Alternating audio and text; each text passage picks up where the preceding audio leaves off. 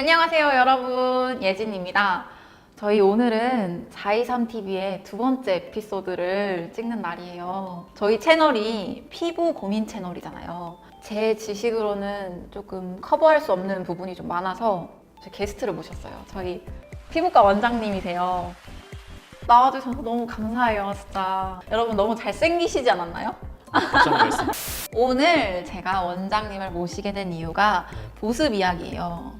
저도 그렇고 많은 사람들이 보습 관리를 매일매일 하긴 하는데 그렇죠. 이게 맞는 건지 잘 모르거든요. 네. 그래서 뭐 화장품 유목민이 생기는 거죠.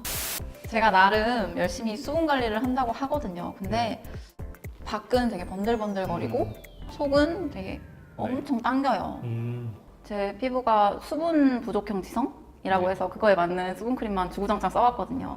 근데 안 맞는 것 같기도 해요. 일단은 번들거린다는 거는 맞지 않은 수분크림을 사실 쓰시는 거예요. 간단하게 말씀드리면은 보습은 좀 더 잘 돼야겠죠. 각질이 안 생겨야 되고 대신에 발라도 번들거리지 않는 타입으로 좀 바꾸셔야 돼요. 오일이나 이렇게 보습이 안 되시는 분들은 크림 제제, 약간 띡한 제제를 쓰시는 경우가 많거든요. 꾸덕한. 그렇죠. 꾸덕꾸덕. 왜냐면 그런 것들을 쓰면 왠지 보습이 잘 될 것 같은 그런 느낌이 좀 들어요. 근데 사실 그런 걸 쓰면 번들거리는 경우가 종종 있어요. 그래서 그런 경우에는 오일이나 크림보다는 로션이나 좀 가벼운 제제. 근데 겔 타입을 바르면 또 더 건조해지고 각질이 생길 수 있어요. 그렇기 때문에 로션 타입으로 좀 바꾸시는 게 제일 좋아요. 그 다음에 평소에 화장을 좀 하시는 편이면 세안법도 바꾸시는 게 좋아요. 혹시 씻으실 때 뽀드득 소리 나게 씻으세요? 네, 그게 당연하죠. 왜냐하면 피부가 뭔가 깨끗해지는 느낌이니까. 아닌가요? 근데 혹시 씻고 나서 당기는 느낌 혹시 안 드세요? 혹시? 바로 이제 미스트를 뿌리긴 한데 당연히 당겨야 되는 건 줄 알고 있었어요. 저는. 그게 이제 많은 분들이 잘못 생각하시는 건데 뽀드득 씻는 거, 그다음에 씻고 나서 당기는 거는 세안법이 잘못됐다는 뜻이에요. 지금까지 좀 잘못 씻고 있었던 거예요. 그렇죠.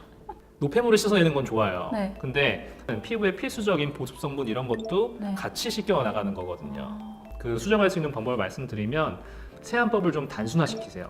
또 씻으실 때 오일 클린저나 밀크 클린저보다는 워터 클렌저를 쓰시면 훨씬 더 순하게 피부를 씻어낼 수 있습니다. 워터 클렌징 워터로 해서 화장솜으로 그렇죠. 닦아내는 그 정도가 제일 피부에 자극을 주지 않고 지성이든 뭐 건성이든 민감성이든 다 적용할 수 있는 좋은 세안법이고 피부를 깨끗하게 지킬 수 있는 좋은 방법입니다. 근데 클렌징 워터만 하면 좀 뭐랄까 모공이 안 씻겨 나가는 느낌? 그래가지고 좀 더 클렌징 폼을 좀 빡빡하고 그래도 좀 미끌거리는 느낌이다 싶으면 한 번 더 하고 한 번 더 씻어요. 네, 그게 맞아요. 약간 미끌거리는 느낌이 남았더라도 요즘의 기술로 워터하고 클렌징 폼까지 하시면 충분히 다 씻겨 나갔다고 보시는 게 맞아요. 그래서 단순화하세요. 2차 세안까지만. 특히 폼 클렌저. 많은 분들이 크림이나 보습제 이런 거에만 집중하는 경우가 있는데 보습의 폼 클렌저 굉장히 중요하거든요, 생각보다. 그래서 폼 클렌저를 잘 선택하고 세안법도 잘 지켜주시는 게 좋습니다. 유분하고 수분이 둘 다 우리 피부에 필요한 거잖아요. 유분이 우리 피부에 좀 어떤 도움을 주는 거예요? 많은 분들이 특히 이제 지성이신 분들 그리고 여드름 많이 나고 트러블 나시는 분들이 유분은 무조건 나쁜 거라고 생각을 많이 하세요. 사실은 정확히 말씀드리면 유분은 피부에 도움을 주는 존재예요. 피지 아니에요? 피지? 그렇죠. 피지죠. 피지가 이제 유분인데 피 안에는 사실 보습의 필수적인 성분들이 다 녹아 들어가 있고 심지어 피부에 있는 세균, 번식을 막아주는 그런 좋은 애예요. 피지가요? 그렇죠. 피지가 그런데 다만 너무 많이 분비가 되거나 그 안에 이제 여러 가지 구성 성분들이 밸런스가 깨지면 여드름이 난다든지 아니면 너무 지나치게 번들거리든지 이런 문제가 생길 수 있어요. 지성 피부이신 분들은 너무 과하지 않은 경우에는 오히려 보습을 많이 해주실 필요가 없어요. 근데 걔가 너무 많이 나와서 번들거리고 그리고 그 안쪽을 닦아내고 났을 때 건조한 증상이 있으면 저희가 그때 그거를 지성 피부이면서 민감성 피부라고 이야기를 하거든요. 그게 저예요. 그렇죠. 제가 봤을 때는 지금 예진 씨가 딱 그런 상태이신 것 같아요. 그래서 유분은 꼭 나쁜 게 아니고 오히려 화장품을 통해서 그 유분을 밸런스를 찾아주고 그다음에 그 안에 있는 민감성 피부를 개선해 주는 게 좋아요. 무조건 피지를 다 제거하려고 그러면 피부 굉장히 민감해져요.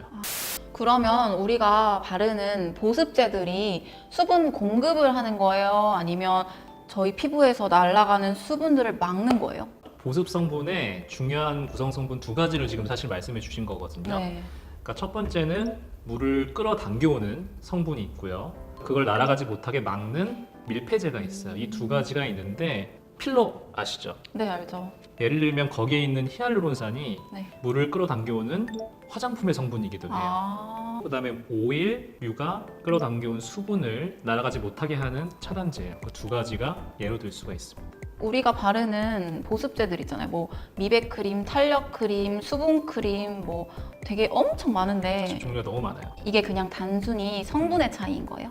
지금 말씀하신 것 중에서 예를 들면 미백이나 주름 이런 거는 기능성 화장품이라고 하거든요, 저희가. 그러니까 일반 화장품하고 좀 다른 거죠. 그러니까 예를 들면은 미백 성분 중에서도 나라에서 정해놓은 몇 가지가 있어요. 예를 들면 이 성분을 쓰면 정말 미백에 도움이 된다. 그래서 그거를 일정 함량 이상으로 함유하고 있으면 정부에서 허가를 주는 거예요. 아, 얘는 그게 정해져 있어요? 그렇죠. 성분도 정해져 있고, 그러니까 어느 정도 검증이 돼야 돼요. 뭐 연구가 됐던 뭐 사람들이 발라가지고 좋아야 되는 거죠. 저는 그런 거 그냥 자기들끼리 정하는 줄 알았어요. 아, 자기들끼리 정할 수는 없고요, 당연히. 네. 정부에서 그거를 아, 허가를 네. 내주면 걔는 이제 기능성 화장품이라는 이름을 얻게 되는 거고, 크게 세 가지가 있어요. 미백, 그다음에 주름 개선, 그다음에 선크림. 그 세 가지는 선크림. 기능성 화장품으로 분류가 되어서 유효 성분들을 일정 함량 이상으로 함유를 하고 있으면 기능성 화장품이고 어느 정도 도움이 되는데, 하지만 화장품은 화장품일 뿐 의약품은 아니기 때문에 도움을 줄 수 있겠지만 의약품 정도의 효과를 낼 수 없다는 걸 명심하시기 바랍니다. 아까 제가 지성 피부라고 하셨잖아요. 좀 번들거리는. 근데 흔히들 알고 있는 건성, 지성, 복합성, 뭐 민감성 이 정도잖아요. 피부 타입이 그 정도밖에 없나요? 그 사실 피부 타입을 누가 만들었겠어요? 화장품 회사에서 건성, 지성, 복합성 이렇게 세 가지로 만들고 각각에 대한 제품을 판매를 사실 한 거죠. 근데 최근에는 바우만 박사라는 분이 피부를 좀 굉장히 복잡하게 만들어놨어요.